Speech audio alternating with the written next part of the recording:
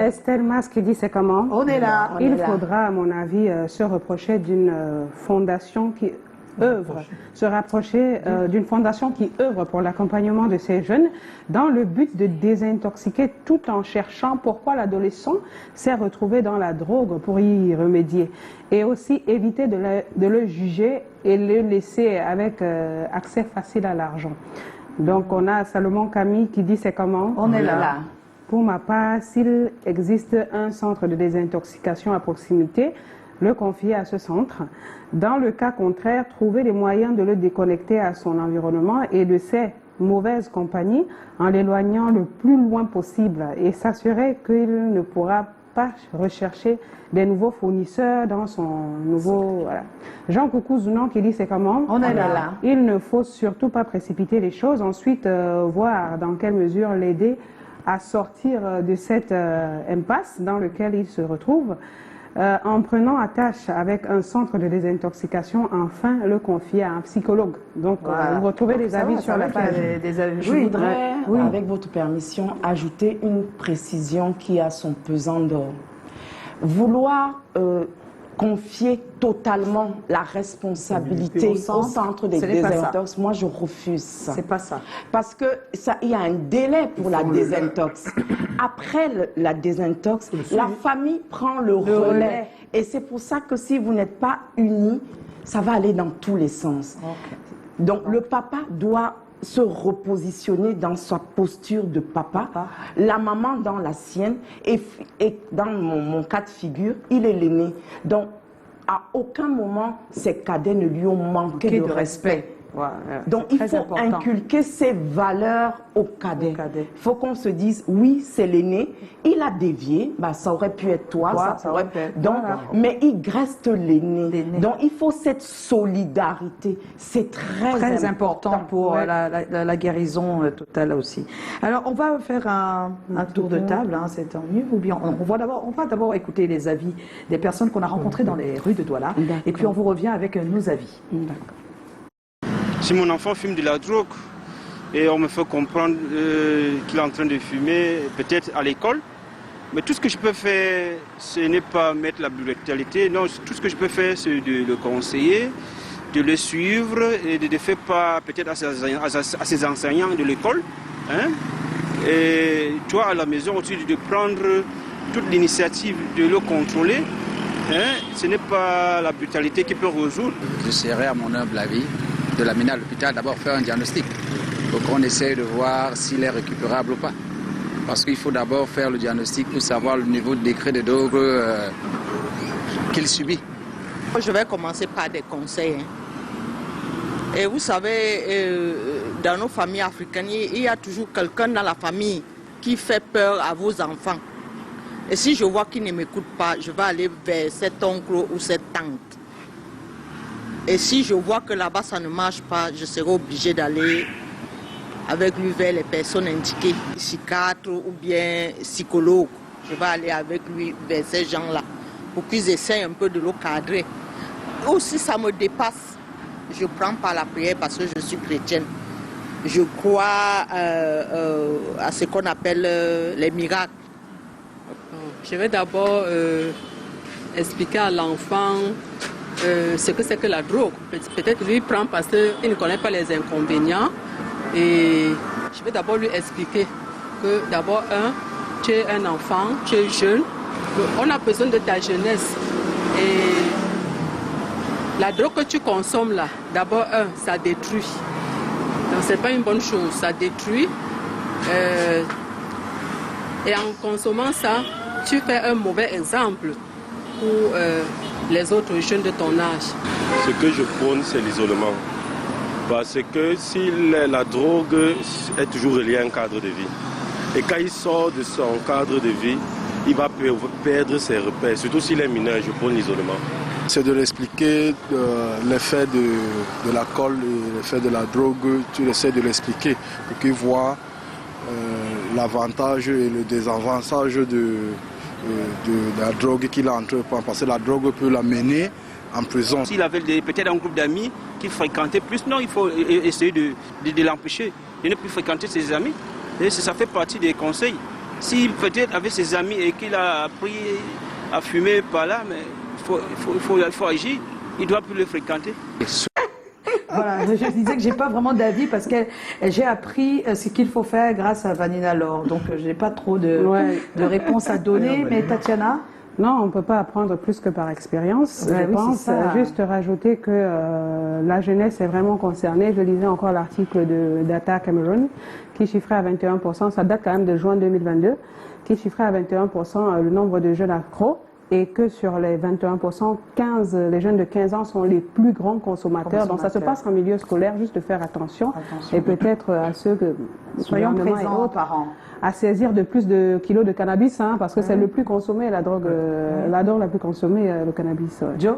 Moi j'ai juste envie de dire que Esper Vanina, ton histoire et la façon dont tu la racontes, c'est tellement édifiant, tellement inspirant, tellement riche. Merci. Et ce que je retiens, c'est que je vais peut-être partager avec les autres, c'est vraiment qu'il faut prendre sa responsabilité de parent de résoudre le problème. Oui. Calavan? Et puis c'est tout, j'ai encore quoi à dire. Vraiment, juste après tout ce que Vanina a dit. Quand les enfants vont déjà de 13, 14 jusqu'à 18 ans, il faut beaucoup les contrôler, surtout les hommes. Même les filles, attention, même les filles. Oui, parce qu'il y en avait aussi. Oui, il y en avait des filles. Il y a des filles aussi. Si, il y a des filles. Mais bon, les garçons peut-être un peu plus, c'est ce que tu veux dire. Voilà. On va tout de suite... C'est l'âge d'inconscience. Ben oui, de la puberté où tout peut se passer. Voilà. Alors, on va tout de suite retrouver le médecin addictologue à l'hôpital central de Yaoundé, Marilène Kemekeme, qui donne son avis. Mais important de vous dire quand même que le sondage dit à 35%, les parents disent qu'il faut changer de milieu. À 20%, ils disent une correction physique. Donc ça, c'est la violence et c'est proscrit, d'après ce que nous a dit l'expert Vanina Laure. Et puis à 45%, les conseils. C'est quand même 45% de conseils. C'est déjà pas mal. Voilà, on va tout de suite retrouver donc nos experts. D'abord le psychologue des ados, M. Marius Tiassep, mais aussi Marilène Kemekeme, médecin addictologue à Yaoundé. Lorsque nous découvrons que notre enfant consomme de la drogue, la première chose à faire, c'est de ne pas paniquer, de chercher à l'écouter, à comprendre ce qui l'a poussé à cette consommation-là. Tenez-vous tranquille, lorsque vous consommez, dites-vous toujours qu'il a déjà consommé pendant un certain temps. Parce que au départ, on se cache pour consommer et avec le temps, on finit par découvrir le poteau rose. Donc, en tant que parent, il ne faut surtout pas crier dessus, bastonner ou encore décider de l'amener au commissariat parce qu'il faut comprendre les mécanismes en jeu, les différents acteurs et mécanismes en jeu qui le poussent à consommer. Pour l'amener à prendre, comment l'amener à prendre, à comprendre qu'il faut arrêter, il faut déjà, pour l'amener à arrêter, il faut déjà comprendre qu'est-ce qui l'a poussé à arriver là. Donc, il faut comprendre les causes. Est-ce que c'est une recherche d'attention? Est-ce que c'est une mauvaise compagnie? Est-ce que c'est une vulnérabilité? Alors, comment réagir? D'abord, il est important de comprendre que l'addiction, c'est la partie visible de l'iceberg. Et ce qui est intéressant à comprendre, c'est la partie invisible de l'iceberg. Donc la partie invisible, elle constitue tous les facteurs, toutes les causes qui peuvent entraîner l'individu vers l'addiction. Et il peut avoir une consommation sans avoir addiction. On peut passer d'un usage qui va être occasionnel vers un usage régulier et systématique, donc compulsif.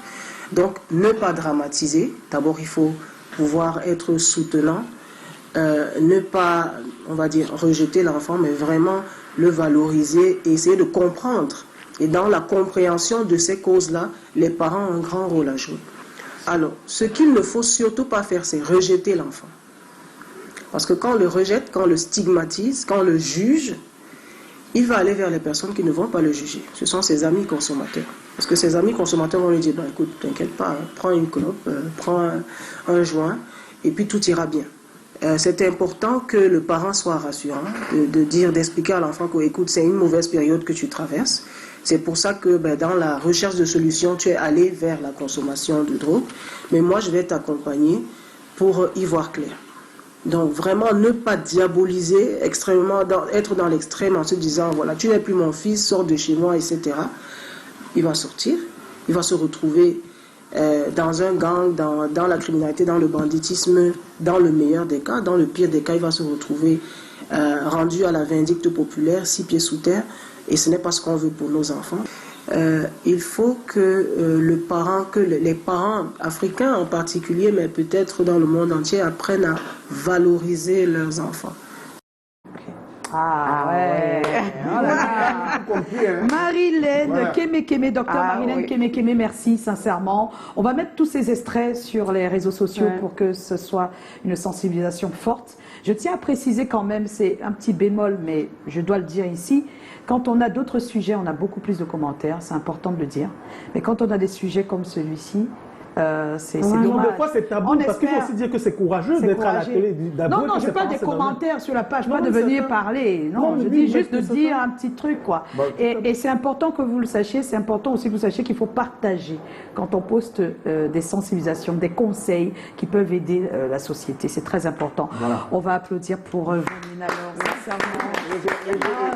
Je demande aux enfants, ceux qui ont regardé l'émission aujourd'hui et qui n'ont jamais touché à la drogue, que Satan ne vous parle pas. Vous dites que même si je touche, on ne va pas me taper. On va juste me même vous. Merci. On n'oublie pas aussi qu'elle a fondé donc l'association United Against Drugs et que vous pouvez aller sur cette page-là pour avoir le maximum de conseils. Si vous avez un cas, n'hésitez pas. Elle peut vous coacher, elle peut vous guider, elle peut vous donner les bonnes adresses. Notre Vanina Laure. Merci Vanina Laure et je pense que ce ne sera pas la dernière fois. Tu es déjà passé 2 fois, je pense. Pas ici, hein, mais dans l'émission déjà, c'est la 2e. Merci beaucoup. Bien des choses et on croise les doigts pour que les drogues, ça s'arrête. On touche du bois aussi. Merci sincèrement et courage à toutes les mamans, tous les papas qui vivent ça parce qu'ils sont nombreux. Des fois, c'est dans leur cœur, mais ils n'arrivent pas à en parler. Vanina Laure nous a dit qu'il faut en parler. Ça lève d'un poids. Merci pour l'enseignement, merci pour l'école de ce soir, merci à vous à la maison et n'hésitez pas à partager au maximum les messages et les conseils autour de la question. Ciao et à demain.